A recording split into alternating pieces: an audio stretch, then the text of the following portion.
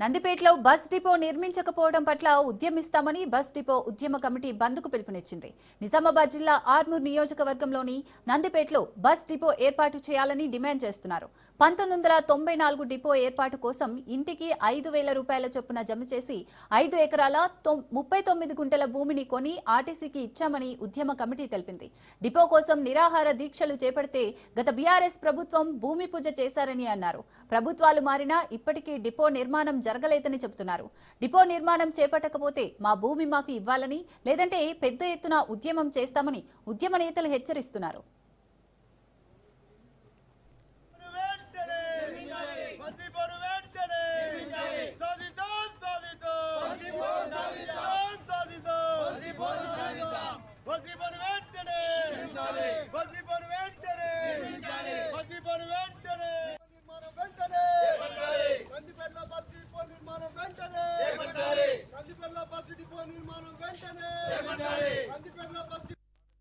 చాలా రోజుల నుంచి బస్ డిపో నిర్మాణం కోసం అనేక రకాల ఆందోళనలు జరిగిన మాట వాస్తవం. చంద్రశేఖరరావు ముఖ్యమంత్రిగా లేనప్పుడు ఇక్కడ శిలాపథకం వేయడం జరిగింది, వెంటనే ప్రారంభిస్తామని చెప్పడం జరిగింది. కానీ ఇప్పటి వరకు కూడా ఏ ప్రభుత్వమైనా కానీ బస్ డిపో నిర్మాణం గురించి పట్టించుకోవడం లేదు. గతంలో పిల్లలందరూ కూడా 2 పిల్లలు అమర నిరాహార దీక్ష చేసి ఆ సందర్భంగా అనేక బంధులు జరిగినాయి, అనేక ఉద్యమాలు జరిగినాయి. మొన్నటి వరకు కూడా ఉద్యమాలు జరుగుతూనే ఉన్నాయి. కాబట్టి ఆ ప్రభుత్వాలు చేయకపోయినా ఇప్పుడున్న కాంగ్రెస్ ప్రభుత్వం ఏదైతుందో ఇప్పటికైనా దాని మీద చర్య తీసుకొని బస్ డిపోని వెంటనే నిర్మించాలి.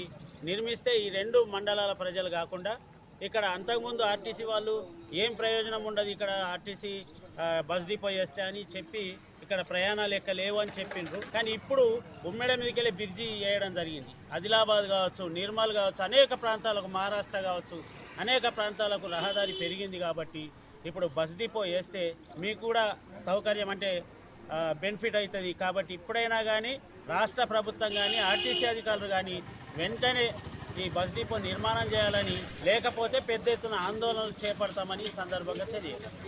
బస్ డిపో నిర్మాణం చేపట్టాలన్న ఉద్దేశంతో తీసుకున్న భూమిని అన్యాకృతంగా అట్లనే ఏర్పాటు చేసి 32 సంవత్సరాలు గడిచిన ఎటువంటి నిర్మాణాలు చేపట్టకపోవడం వల్ల తీవ్రంగా ఉద్యమం చేయాలన్న ఉద్దేశంతో ఈరోజు బంద్కు పిలుపుకోవడం జరిగింది. ఈ బంద్ పూర్తిగా విజయవంతమైనందుకు చాలా సంతోషంగా ఉంది. అందరూ వ్యాపారస్తులు అందరూ సహకరించారు. ఈ విషయంలో చాలా సంతోషిస్తున్నాం. ఇంకో విషయం ఏంటంటే హైకోర్టులో కేసు వేసినాం. ఆ కేసుకు కూడా ఈ బంద్ అనేది బలవంతమవుతుంది.